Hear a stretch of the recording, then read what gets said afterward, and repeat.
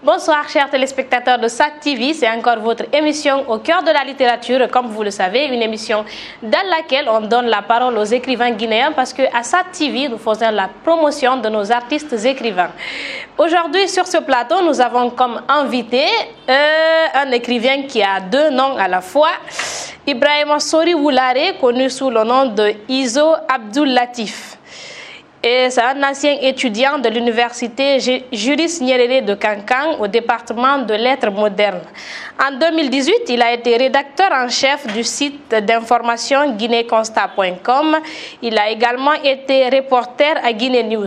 Chers téléspectateurs, il a un sacré parcours. Je continue. En 2017, il a été lauréat du concours La Plume des universités. Il a également été lauréat du concours Prix Innove Édition, premier prix qu'il a remporté avec son recueil de poèmes Les Cris d'une âme. Je vous disais qu'il avait un sacré parcours, je ne peux pas tout dire. Abdul Latif, bonjour et bienvenue. C'est un plaisir de vous recevoir sur ce plateau. Donc, vous êtes auteur de deux ouvrages, notamment Les Cris d'une âme et Les Damnés du désespoir, c'est cela? Alors, Abdul Latif, dites-moi un peu, malgré qu'il y ait beaucoup de maisons d'édition aujourd'hui en Guinée, est-ce qu'il y a encore des difficultés liées à la publication des œuvres? Oui, tout à fait. C'est toute une difficulté à ce qui concerne l'édition à la République de Guinée. Et de toutes les façons, nous pouvons nous réussir par le fait qu'il y ait certaines maisons d'édition telles que Innove Édition ou d'autres maisons d'édition qui continuent d'ailleurs à accepter les œuvres de certains écrivains, surtout ceux qu'on appelle les écrivains en herbe. Et la plus grande maison d'édition à la République de Guinée, c'est l'Harmattan Guinée. Et nous savons déjà qu'il y a certaines questions, il y a certaines difficultés en termes d'intégration. Pour pouvoir intégrer là, il y a toute une difficulté. Et parmi tous ces maisons d'édition aujourd'hui, c'est la seule qui détient aujourd'hui une très bonne politique commerciale de communication, de diffusion. Parce que vous n'êtes pas sans savoir que c'est une maison aujourd'hui qui a ses œuvres, qui a les œuvres de ses écrivains, de ses auteurs qui se trouvent partout en République de Guinée. Ce qui est tout à fait différent sur certaines maisons d'édition telles que là où nous avons été édités. Mais je crois que avec cette grande prolifération de production des œuvres, et surtout avec la présence de beaucoup de maisons d'édition aujourd'hui, nous pourrons que dire Alhamdoulilah, et qu'avec l'accompagnement surtout de l'État, du ministère en charge de la culture, et qui doivent d'ailleurs faire d'ailleurs la question de la littérature une grande priorité, nous allons essayer de toucher au bout du tunnel. Bien, donc Abdul Latif, vous êtes un bon écrivain, ça se voit à travers tous les prix que vous avez remportés. Donc en fait, je me demandais, actuellement, il y a beaucoup de jeunes qui se lancent dans l'écriture. Quelle est votre impression? L'impression que j'ai de ces gens-là, d'ailleurs, j'apprécie du fait qu'il y ait beaucoup d'écrivains aujourd'hui. Et tout récemment, on a assisté à un débat autour de ça, autour du fait qu'il y a une grande prolifération de production des œuvres littéraires à l'État de Guinée. D'aucuns disent que ce sont les maisons d'édition ne font pas de sérieux, ils sont en train de publier de n'importe quoi. Il y a d'autres qui disent que franchement c'est bon, il faut apprécier cette grande production des œuvres littéraires à l'État de Guinée. Moi, en ce qui me concerne, je dis que c'est bien. Mais j'ai un message à lancer à l'endroit de tous ces jeunes écrivains aujourd'hui qui sont en train de se lancer dans l'écriture. C'est quoi? C'est de prendre au sérieux ce qu'ils sont en train de faire. C'est de très bien écrire, c'est de ne pas laisser les œuvres truffées de fautes, les œuvres très mal faites sur le marché de la littérature. Et d'ailleurs, ça renvoie. Ça donne une mauvaise image à notre grande littérature qui a été d'ailleurs appréciée au temps de Kamara Lime, de Mfali Touré et tout ça, qui ont fait de l'ennemi pour que pour que la littérature guinéenne soit exportée à l'histoire. Et ça a été très bien consommé, ça a été apprécié. Et c'est dans ça, c'est dans le sens même que jusqu'à présent, nous sommes en train de considérer l'enfant noir des Camarades comme un classique. C'est étudié en France, c'est étudié ailleurs. C'est parce que tout simplement, ces gens-là ont essayé de mettre du sérieux dans tout ce qu'on est en train de faire. Ils ont bien travaillé les œuvres, et ils ont essayé de parler des sujets de préoccupation sociale. Ce sont des sujets qui concernent la société, face auxquels ils ont pris la plume pour pouvoir dénoncer et trouver des solutions. Bien. Donc aujourd'hui, dans notre pays, je m'en vais vous poser cette question que j'ai d'ailleurs posée à beaucoup de mes invités ici. Dans notre pays, les écrivains, les artistes écrivains ne sont pas considérés comme des artistes au même titre que les chanteurs, les danseurs, pour ne citer que cela. Donc ils ne vivent pas réellement de leurs œuvres, pour être sincère. Quel appel avez-vous à lancer face à cette situation?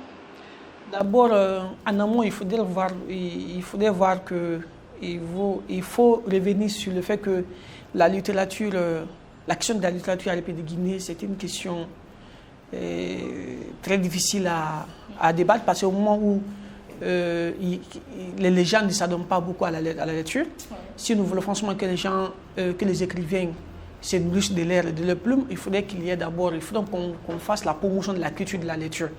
Et aujourd'hui, nous avons assisté, c'est-à-dire le malheur que nous avons assisté aujourd'hui avec l'Harmattan Guinée, la mise en place des points de lecture dans toutes les communes de Conakry. Mais fort malheureusement, les gens n'y vont pas. Les gens ne lisent pas. Et en plus, à chaque fois qu'un écrivain publie une œuvre, il y a des gens qui vont essayer de dire bon, votre œuvre c'est trop cher, c'est très cher. Et c'est ce qui fait qu'aujourd'hui que les œuvres ne s'achètent plus. Et tu vas avoir un écrivain qui a publié 5 œuvres, 6 œuvres, d'autres même 10, mais aujourd'hui qui sont en train de quémander, qui n'ont pas beaucoup d'argent, qui se nourrissent aux dépens des autres. Justement, ça me rappelle un truc parce que moi, un jour, j'ai posé cette question à un de mes professeurs à l'université. Je lui ai dit pourquoi les œuvres, par exemple, de Camara Laye, de Aimé Césaire, on peut les avoir à moins de 50 000, alors qu'avec les œuvres des écrivains de la nouvelle génération, on ne peut pas les avoir à un aussi bas prix. La différence, c'est que aujourd'hui, ces œuvres-là, ce sont des œuvres qui sont piratées. Ce sont des œuvres aujourd'hui qui sont reproduites par des maisons, comment dirais-je, les gens qui font, par des maisons d'impression. Ce sont des maisons d'impression qui prennent des œuvres, qui vont acheter des œuvres à 100 000 francs par exemple, ils vont essayer de reproduire à leur façon. Donc, c'est-à-dire ils ne sont pas soumis à certaines contraintes d'investissement économique. À la différence des maisons d'édition actuelles, par exemple, avec nous, il faudrait corriger l'œuvre, c'est-à-dire mettre en place une politique de communication, mettre en place une politique de diffusion. Et il faut investir beaucoup plus dans l'œuvre, dans la production et dans l'édition de l'œuvre. Et c'est ce qui fait qu'aujourd'hui, en termes d'investissement, quand vous investissez beaucoup d'argent, c'est à l'idée de trouver beaucoup plus. Ouais, et avec les autres, ils vont prendre des œuvres sur le marché, à 100 000 francs à bon prix, et ils vont maintenant recopier.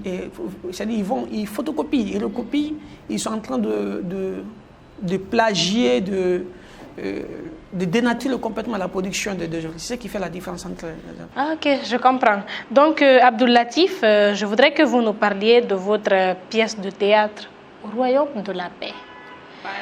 Un royaume où moi-même j'ai envie d'y être, à la base. C'est une pièce de théâtre que j'ai écrite lorsque je faisais la 11e année, je crois. Et j'étais en ce moment président du comité de coordination d'un lycée. J'ai déjà organisé beaucoup des événements culturels qu'on appelle les KMS là en ce temps. Donc j'ai essayé d'écrire cette pièce de théâtre qui parle de ce qu'on a de la paix. Ça parlait d'un grand dictateur, une personne qui utilisait ce qu'on appelle l'ethnostratégie, qui faisait en sorte... Sa politique c'était quoi? C'est de révolter les ethnies les unes contre les autres. Et c'est un peu comme si ce que nous sommes en train de vivre actuellement. Nous allons voir qu'aujourd'hui, les ethnies ne veulent plus maintenant se sentir. Et en amont, nous avons constaté que ce sont les hommes politiques qui sont à la base de tout ça. Donc c'est un peu cette réalité que j'ai essayé de traduire à travers cette pièce de théâtre que j'ai jouée pour la première fois lors de ces kermesses-là à Farana. D'accord. Donc je voudrais que vous nous donniez l'idée générale aussi de votre œuvre, Les Damnés du désespoir. C'est ça, non? Oui, Les Damnés du désespoir.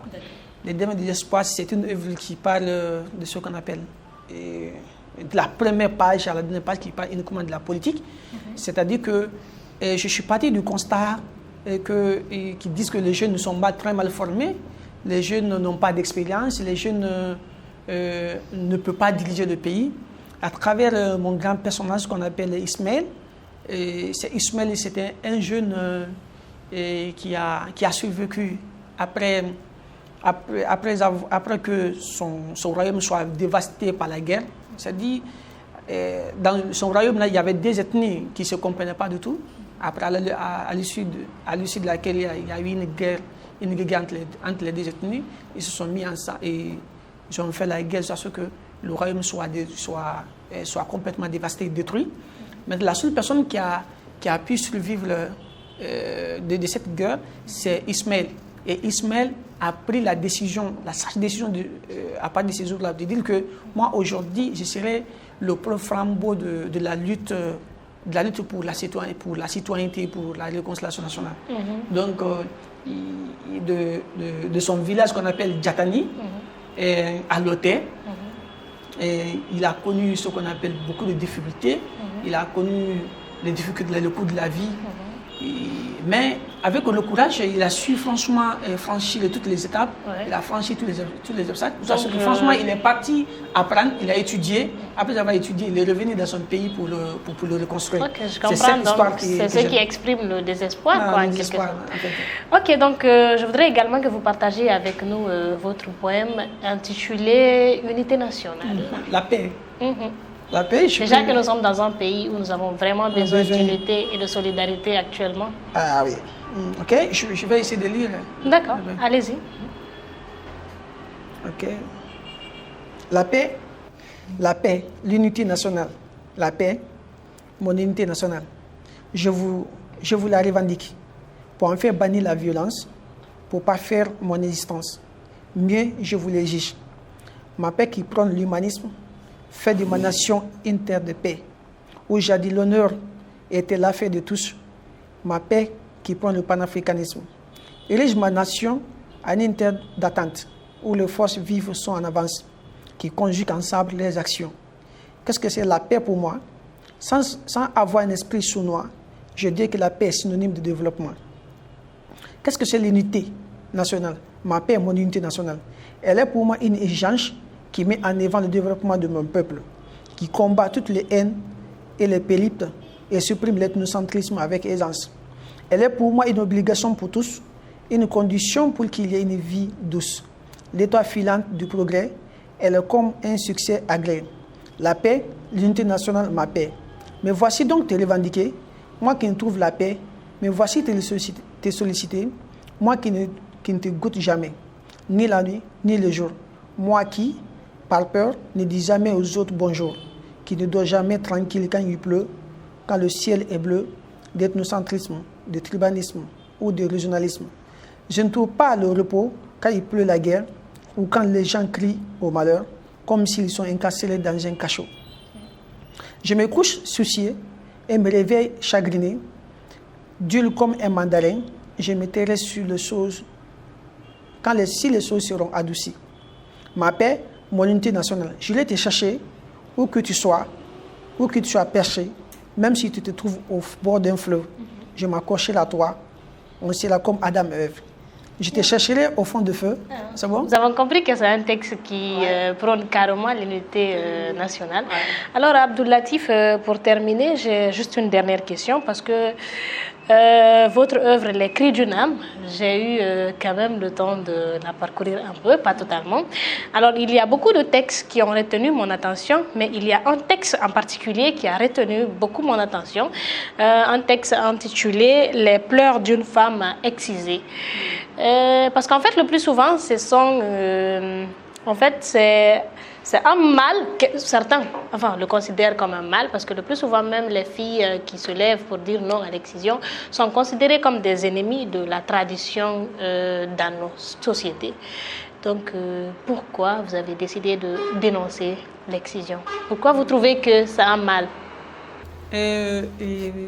D'ailleurs, ce n'est pas parce que moi je suis... C'est pas parce qu'on s'est dit qu'on est féministe, ou bien c'est pas parce que... qu'on le dise parce qu'on soutient la femme en fait. Mais en réalité, nous savons que sur le plan médicinal et sur le plan médical, nous savons que franchement l'excision, c'est un tort qui sont faits aux femmes. Moi, au début, je m'intéressais beaucoup à cette question et aller aussi sur tous les plans. C'est-à-dire sur le plan culturel, sur le plan scientifique et sur le plan médicinal, sur le plan médical. Je me suis intéressé à l'excision, j'ai compris ce que ça veut dire. Mais à la suite de tout, ma conclusion fut quoi? C'est réellement quelque chose qui n'a aucune importance. Et je crois que ça n'a pas sa raison d'être. Ça n'existe pas. Et le seul fait que je me suis intéressé à ça, j'ai trouvé que la seule explication que les gens, les défenseurs de l'excision, les défenseurs de la tradition disent, trouvent que c'est justement pour contrôler la sexualité de la femme. Et moi, je crois que ce n'est pas du tout bien. Et les gens, ils sont nés de façon très naturelle et leur ôter cela, c'est un tort que nous sommes en train de le faire. Et j'arrange l'excision parmi toute cette violence, parmi tous ces groupes de violence que nous sommes en train de faire aux femmes. Et en tant qu'humain, en tant que personne, en tant qu'humaniste, je crois que moi, je suis contre ce qu'on appelle les violences basées sur le genre, les violences faites aux femmes. Et depuis ces jours-là, j'ai dit que peut-être que je ne peux pas aller sensibiliser tout le monde, je ne peux pas m'arrêter devant la porte de tout le monde, mais je crois qu'avec la plume, la seule âme que nous disposons, je peux prendre cela pour sensibiliser les gens et parler à toutes ces personnes, à tous mes lecteurs qui me liront pour les dire que l'excision, c'est une violence que nous sommes en train de faire aux femmes. Bien, en tout cas, Les Cris d'une âme, parce que c'est l'œuvre que j'ai parcourue, c'est une œuvre très riche. Je vous encourage et je vous remercie d'avoir accepté mon invitation. Valeureux téléspectateurs de SAT TV, c'est ici que prend fin votre émission Au cœur de la littérature. On se reprend très prochainement pour d'autres numéros. Merci.